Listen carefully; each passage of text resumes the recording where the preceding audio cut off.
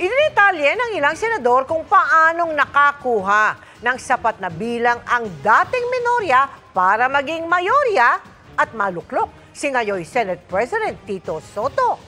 Nagkagulutan naman sa hanay ng tinaguriang Duterte Block na naiwan sa minorya at nawalan ng mga komite.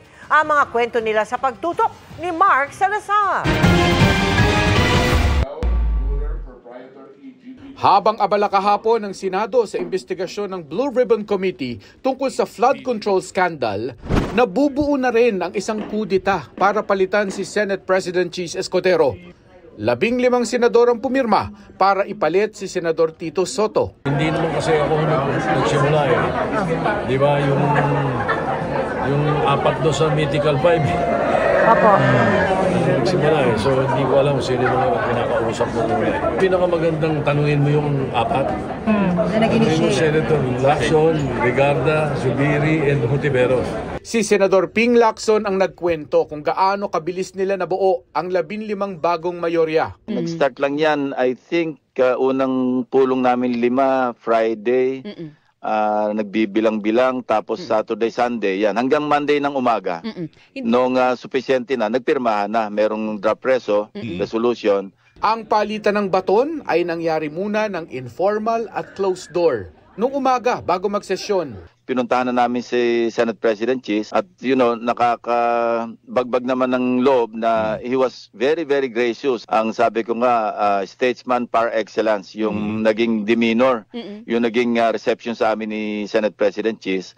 At sinadjust ko pa na baka naman pwedeng para lang sa solidarity ng ating Senado, baka pwedeng siya na yung mag-administer ng oath kay bagong Senate President. Sabi niya, walang problema. Una niya tinanong, so how do you want to do this? Sabi ko, it's up to you. Sabi ko, how would you prefer to do it? Sabi niya, let's do it by acclamation and declare the position of Senate President Benga. Sabi ni Senador J.V. Ejercito, isa siya sa mga huling kinausap para imbitahan sa bagong mayorya. May mga nag-usap din kami ng mga kasama natin. In particular, kami ni Sen. Sherwin, nag-usap kami kagabi kung anong gagawin namin. Kasi may mga kumausap din naman sa amin na we cannot reveal na. There's a name. Sa pagbabago ng Senate Presidency, magbabago rin ang liderato ng Senado. Magiging Senate President pro tempore na si Lacson, kapalit ni Jinggoy Estrada. Majority Leader na si Senador Mig Zubiri, kapalit ni Joel Villanueva. Si Estrada natimbrehan lang daw ng magaganap na kudita habang nasa Blue Ribbon Committee hearing siya. Nalaman yung kailangan nyo nalaman ko during the Blue Ribbon hearing, sir. Yes. So how kayo na-informed? How were you informed? Well, I talked to SP Cheese, what's happening. Because I read in social media na may mga rigodon nga mangyayari sa Senate. So, I was surprised. Sir, but it happens. Wala tayong magagawa. They have the numbers. So, congratulations. Sa pagpalit ng Ago sa Senado, naiwan ng tinaguriang the Duterte Block. Parang nalito nga kami ni Bato, nalito rin kami ni Bongo. Ano ba nangyayari? Pati si Senator Robin, patakbo yata kay SP Cheese. Nagkakalituhan bakit yung Duterte Block na out kami?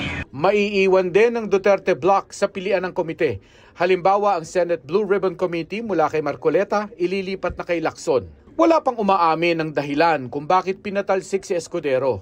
Bago nito'y nauungkat ang pagiging top contributor ng isang contractor sa kanyang kampanya noong 2022. Kasama ba ang flood control issue kaya bababa siya?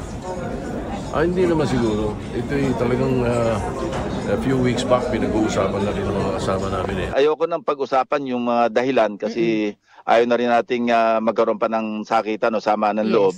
Yan naman normal naman yan sa Senate at saka sa House yung palitan. Siyam na senador na hindi nag-sign sa resolution para maging Senate President si Soto ang bubuo ng minority group. Sabi ni Senador Jinggoy Estrada, si Alan Peter Cayetano ang minority leader at si Senador Rodante Marcoleta ang deputy. Para sa GMA Integrated News, Mark Salazar, nakatutok 24 oras.